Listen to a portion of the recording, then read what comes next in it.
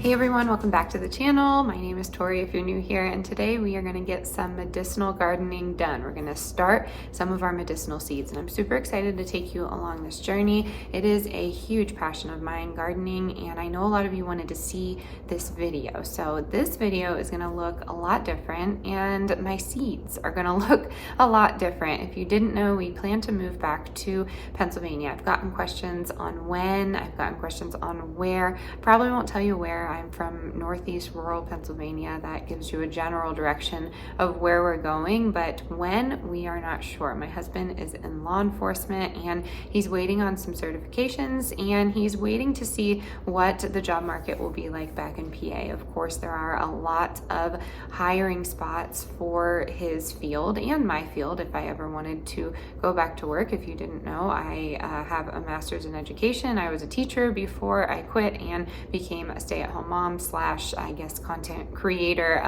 although I feel much more fulfilled being with my family and just staying home and homesteading, if that makes sense. So my husband is in the works to get drone certified, so he needs a commercial pilot's license to get all that done, and it's a lot of studying and it's a hard test to take. So that is what he is doing currently. He is taser certified. He's a taser instructor. We're just trying to figure out what direction he wants to go in. Of course, you know that I want to bring him home and start a farm and homestead and do all those things, but in this day and age that might be a little bit tricky. So wish us luck. That is the plan, but it really puts us in a unique position. We do plan to move in the late summer, fall, if that gives you an idea of what we're working with. But we all know that Colorado has a not long growing season, but a lot of the crops do well in the fall. So I tend to lean towards brassicas when it comes to my garden. When it comes to my medicinal garden, I start my herbs always in January and then I go from there. We've lived in this house for 3 years and I have always done it like that. So it's gonna look a little different. I'm still starting my herbs, but I'm gonna start herbs that I can dry quickly and then put away. That is my goal for preserving. I don't really plan to make a lot of tinctures because I don't wanna haul, high proof alcohol across the country. I've gotten questions about that. How are you gonna move your prepper pantry across the country? And I'm really going to dwindle it down to the bits, down to the long-term storage. And then once we get back, I am going to just continue to prep. We are moving near my hometown, so we are not moving where we're not going to know anything. We're not going to know the lay of the land. And I have confidence in the event of an emergency, I will have enough long-term storage to get us through to whatever we need to be at. And I do have family to lean on in that event, although I do always say to be a little bit more self-sufficient. I feel like we're just in a unique position, and that's how it's going to be. My only concern is water. We're not going to haul a lot of water across the country, but we're going to do our best. So I might be setting up a prepper pantry for our Pennsylvania house while we're in Colorado, but we're going to make it work. So yes, I appreciate those questions. I appreciate the curiosity because they're questions I'm asking myself, and it helps to talk it out like this. So long-winded intro. If you're new here, hi, hello, my name is Tori. I make videos 3 to 4 times a week all about preparedness on a budget. I like to teach you to be prepared for any emergency. It's going to look different for everybody, but we all do have one thing in common, and that is our attitude. I truly believe if you stay positive and if you have a rational, calm brain, you can get through this. I don't want to ever instill fear in any of you. Please get to know me, get to know the channel, introduce yourself if you feel comfortable. I'm going to get you turned around, show you the seeds that I plan to plant, and show you how we're doing it. It is very easy, and everybody can start seeds indoors, and you could even mature your plants indoors if you have the right setup. Okay, friends, here is what we're working with this season, I guess you can say. Like I said in my little introduction, things are going to be a little bit different this year, so we are just working with what I can deal with and what I can preserve and take back with me because I don't want to overwhelm myself. So starting over here, and like I said in the beginning, a lot of these seeds are kind of leftovers, things that people have sent me, and I'm not going to be using all of them. Seed packets are great because you have so many seeds in there. But anyways, we have some lavender, English lavender. We have some basil, different types of basil. We have sages and oreganos. We have parsley and should be big dill. Yeah, bouquet dill. We have chives, garlic chives, lemon mint, sorry. This is from For Patriots. I'm working with them pretty soon. I'm excited, but I will leave those linked down below. And then we have some thyme and some more, yeah, that's sage. We have cilantro. I really don't like cilantro. The kids must have dropped hot chocolate. I apologize for the mess. But yeah, I don't like cilantro, so I'm going to give that to someone. I'm one of those people that don't like it. And then for flowers, it's going to look a little different this year because I have a lot of the herbs that I like to use medicinally, but I like to use flowers medicinally as well. So this is what I'm working with. I want to try these black roses. I am not going to put them in the fridge or anything. I'm just going to go for it. I have so many of them, and I'm just going to try a row of 20 and go from there. We have calendula, which is a big one for me. Snapdragon. We have some cut flowers, some annual cut flowers. We have echinacea. We have so much echinacea back there, but I just have some plans for it. I think it will be nice for the new owners to have it, or maybe not. Maybe they'll just rip it all out. Who knows? But we are hoping they like the garden. We have eucalyptus. I'm just going to do a little bit of that because I want to save that for home. We have zinnias. We have these. This is from my father-in-law when they went to visit my sister-in-law in Denmark, and they got me some wildflowers in here, and there's just a ton of them. So we're going to try that out. There's annual cut flowers. There's Happy Earth Day from a coffee shop. And yeah, so we're just going to try a little bit in one of the beds. I have the microgreens mild mix, and I'm just going to get that going for myself indoors here. But I heard you can use the microgreens mild mix as a cover crop. Let me know if you have experience with that, but I'd like to do that for my beds once we get back to Pennsylvania. We have poppies, black poppies specifically. I always see these at a local farm market, and I love them. So I'm going to start growing them. And then we have dahlia. Dahlia seeds are hard to come by when it comes to that rare blend, but you can use these medicinally as well. And then last but not least, we do have CBD autoflowers. So these are very expensive seeds. I've talked about them on the channel before. Some people, love it. Some people hate it, but it's my garden, and it's extremely healing. It's a phenomenal plant, and educate yourself before you go attacking people about that plant is all I have to say about that. I have a bunch of vegetables up here, but I got a bunch of these Burpee eco-friendly seed starting mixes, and it's concentrated. So I thought this was good for the prepper pantry last season, just because it doesn't take up a lot of room. And everyone was saying, stock your seeds, but I really wanted to start stocking up on soil. And I feel like it was 2 years ago, this hype on soil, how it just wasn't cutting it, and people were getting the name brand soil and it just wasn't working. They'd have no germination. So I don't know if I trust Burpee too much, but I haven't had any issues with their seed starting mix. So I always suggest doing some compost, maybe getting some worms in there, and I don't know, just doing the best you can with what you have. You're definitely going to need some nitrogen for vegetables and flowers, but if you want to grow a good garden, you have to have good soil. So I suggest stocking up on something like this, like a brick, and I think you will be good to go. I believe this makes 16 quarts. I could be wrong. Don't even know. Where are we at? Yep. So you just add water and it expands to 16 quarts. And then the only other thing you're going to need is some water, but I got these on sale too. These were $8.79 last season. I just checked. I believe they're up at like $12.99. I got them on Amazon, but they're just little grow trays. So you can water from the bottom. Let me know in the comments if you water from the bottom. I usually do, but they have a hole there. Get some water there, keep the heat trapped in here, and then they do have little lids to put on top of here, but you could also put your grow lights on top of there. So that's what we're gonna do. I don't know how many we are gonna tackle tonight, but you and me, we're gonna do it together. Okay, hi, we are currently in my bathtub because I will insert some footage here, but it is dumping snow out there, which is super exciting. We love the snow. I know a lot of you don't, but we love it. So where else are we gonna start seeds? The garage is freezing and we don't really have any other areas because the kids are sleeping. So I I have my seed starting mix, I have a bucket, and of course you need water. So I have stated in the past, I really do think having clean, safe water does wonders for your garden. But I'm surrounded by oil country. Colorado doesn't have the best water. I told you guys the other day that the town, not like directly near me, but there's a town closer to me that had high amounts of lithium in their water, and they told the people not to drink it. So I've gotten like comments in the past like, it's really not that big of a deal, like we've been drinking this water for forever and look at me, I'm fine. But things have changed. I want you to think about that. So many things have changed. So if you are like 70 or 80 years old and you're telling me that, it's not the same world that you were in, if that makes sense. So there's heavy metals in there, there's parasites, who knows what else. I mean, illicit substances, the list could go on. So long story short, I think water is super important.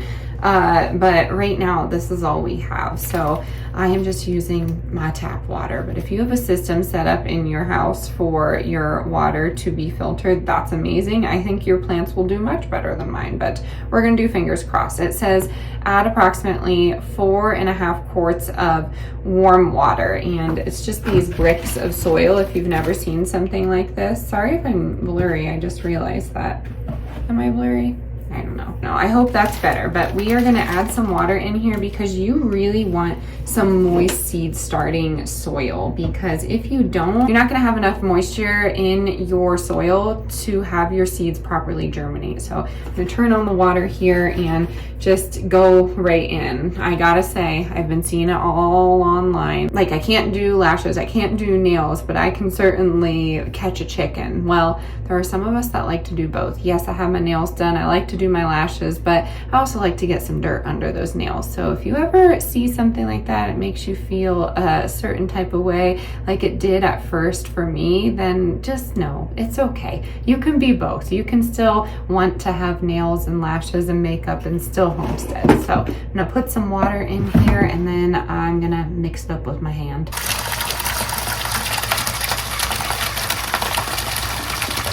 So usually, yeah, it just like starts breaking apart here, and you can go from there. You could use gloves if you want, but the kids were having a good time in the mud kitchen outside and used all my gloves, so I will be okay. You're not gonna melt. Here we go. Just kind of shaves and expands. I believe there's coconut in here, like a coconut core, and like a bunch of other things. But I love the seed starting mix just because it's compact like that, like I was saying, but it really does work well when it comes to moisture. So I'm just gonna get this fluffy and moisturize, and I will see you here in a second. Okay, so we are pretty much good to go. I'm gonna add a little bit more water to this, but you should be able to pack it in your hand. So we might need just a little bit more. It takes a little bit to break this up, but I'm gonna bring the seed trays in here and pack them, and then we will put the seeds on it on the kitchen table, because we don't really have a lot of room in this house to do anything. I'm so grateful, obviously, that we have a home, but this is kind of where our setup is at. In the new house, I would love to find an old PA home with lots of land that has a greenhouse attachment to the house, like Practical Magic. Have you ever seen my favorite movie? I don't know. We'll see if that happens, but fingers crossed. Let me get the seed trays. Okay, here we are.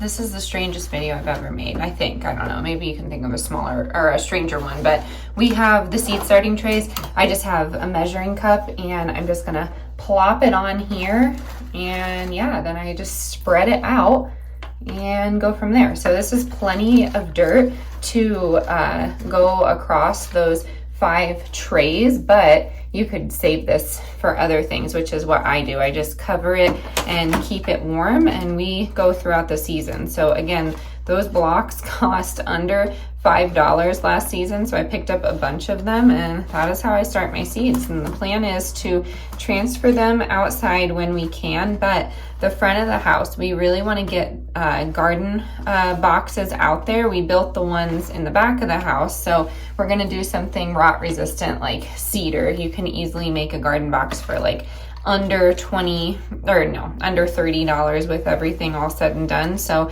we want to have 4 in the front yard, and that can host, you know, just some wildflowers or maybe those delphiniums that we grew. Nothing really medicinal, but more of something beautiful. If you didn't know, we stopped watering our grass out in the front yard because it was a waste of money and it just doesn't grow well here, and we needed something. So the realtor has suggested doing xeriscaping. So we kind of laid the foundation with some dirt out there, but we want to do some stone and garden boxes because we think it will be really beautiful. And my neighbor has that in her front yard, and she has some really great flowers that, you know, they come up every year, and it will be, I guess, easily manageable just in case the new owners, you know, aren't really gardeners. So I just get it really packed in there, and I will show you in a second here what it looks like. Okay, hi, hello. You're just gonna see my hands, but I'm just going to go across here and put in my flower mixes first. So I'm gonna do calendula, and I'm gonna do 2 rows of calendula. So I typically read the back and look at the planting depth. So it says 3 to 4 seeds into the soil, seed spacing 18 inches. So I don't need that right now. I can harvest in 105 days, but that depends on a variety of things. So sorry to talk like that, but I have this little tool here, and I'm just gonna go down, not all the way, probably halfway, but that's how I do it. I feel like a lot of people are gonna, you know, be like, you have to follow the directions, and it's not something that I like to do. It messes with me, and it messes with my process, and I feel like I learn better this way. So I, again, have been starting seeds in this soil in this house for 3 years, and I kind of know what works. But if you're more of a rule follower, like a directions follower, I would suggest maybe looking at your planting depths. But when you're seed starting, as long as you have soil, good lighting, and a little love in your heart, I feel like you should be good. I know that sounds silly, but if you don't follow me on social media, you will not know, but my sweet great-grandmother has passed away. She did this week. She, you know, had a long life. She was 98 years old, and she just did amazing things with her life. So we're just happy that she's not in pain anymore, but she was always just so positive and always had so much love. And, you know, a lot of these flowers are not based on her, but the last time I visited with her at her home, I brought my son to meet her. So this was a while ago. And we went, and she just had all of these amazing flowers despite her age and, you know, what she was going through. She just had these beautiful flowers, and she just talked about them, and that was our conversation. So it was just a really beautiful moment, and that's partially why I love to garden. The women in my family all love to garden, and they always have these beautiful flowers, and we could sit there, sip iced tea, and talk hours about these flowers and plants, and it's just this beautiful connection we've always had. And I always admired when I was a little girl. I would just look at the women in my family, and that's what they were doing. So I really enjoyed it. But yeah, as long as you have a lot of love in your heart, I feel like your plants, your preparedness can flourish. And I know that may sound cheesy, but think of my great-grandmother when you're planting those seeds, because I feel like you are going to go far with your preparedness journey if you just have this positive, loving, mental attitude. Right, so back to it after I got all emotional. I promised myself I wasn't going to, but here we are. Calendula seeds, they look really unique if you've never seen them, and calendula is phenomenal for the skin. I don't even know if you'll be able to see it. I don't know. Looks like a little worm. Maybe if I do that. I'm the worst. I'm the worst YouTuber. I can't figure this out. Anyways, I don't know. They look like a little worm. But yeah, topically, calendula is really great for the skin. So I like to make a salve out of it. It could be an ointment for bug bites for the kids. You can make a face moisturizer with it, but it's not a marigold is my understanding, but it's similar to it. So you could also use it for insect protection for your plants, and that's typically what I do. I just plant it on the outside of, well, like around the perimeter of my garden boxes, and I protect them from the squash bugs, which is mainly like the issue that we have out here. But I have seen some vine borers. I haven't seen much last season, but had some really unique bugs, so I'm interested to see how it goes in PA with the stink bugs and just all of the bad insects in PA that I'm not looking forward to, the ticks and all of those scary ones. So yes, let me know what insects that you battle in the comments below. I know I'm asking for a lot of feedback, but I'm genuinely interested. I am curious in that kind of thing. So I just pat them in here. And I used to not label things because I liked the element of surprise, but now I have to label things because I'm not very good at remembering. So definitely label things and yeah, go from there. So we have 1, 2, 3, 4, 5, 6, 7, 8, 9. We have 10 rows of calendula, so that's a good start. Next are going to be dahlias, and you can also use these medicinally if you'd like. They are a big stress reliever, so you can grow them and then take the flowers and the stems as well, I believe. You can put it into your tinctures. Double check on that. I don't know if you can do the stems. Some plants you can't, but I feel like I have stems in my dahlia tincture. I don't know. My neighbor, my farmer neighbor, was a huge dahlia planter. He unfortunately had surgery this season, so he doesn't really tend to his flowers that much anymore, but he had these beautiful dahlias when we just first moved here, and this dahlia blend is what he recommended. So it just gives you a variety of colors. My favorite are black dahlias and those deep red ones. I think they make really beautiful bouquets with zinnias and different greenery, but I fell in love with dahlias. I just think they're so beautiful and such a intricate flower to plant. So I'm missing just a few seeds here, but we just did 2 rows of that too. I didn't realize I did 2. I was kind of hoping to do 1, but that's okay. It was okay. Next on my list is black poppy. Those seeds, you know what they look like, but I'll try and show you anyways. Goodness, I don't know what I was thinking. I can't show you a poppy seed. They are so small. You know what a poppy seed looks like. Poppy seed bagels, anybody? Those are pretty tasty. But I'm just going to do, I am going to do 2 rows of these because they're so beautiful. But when it comes to the wildflowers and the annual cut flowers, I think I will stick with 1 row of those because, I don't know, you can get so many different kinds of flowers in those wildflower packs, and I just don't want to really take up too many rows when you have such a unique blend. So black poppy, good to go. It's a peony if you needed that information.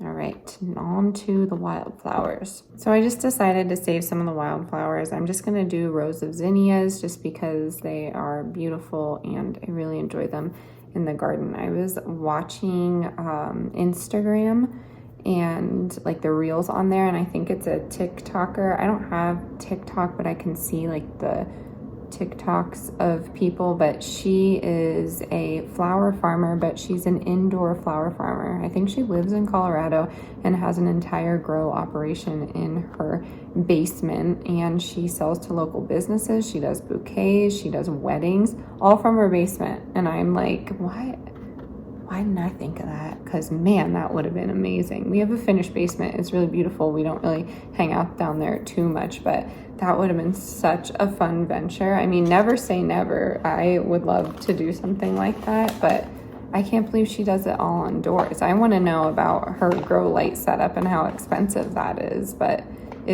she does have a garden outside too, but she doesn't have a lot of space for a yard, so I was pretty impressed, not gonna lie. Let me know if I should go on that venture or not, or maybe you're just tired of all my adventures. I don't know, but I'm excited. So The flowers are done. Now we're gonna move on to the herbs. Okay, I just did my herbs really quick and I used this tool to just scoop it out, but I did some basil, I did dill, I did oregano, which has the smallest seeds if you didn't know.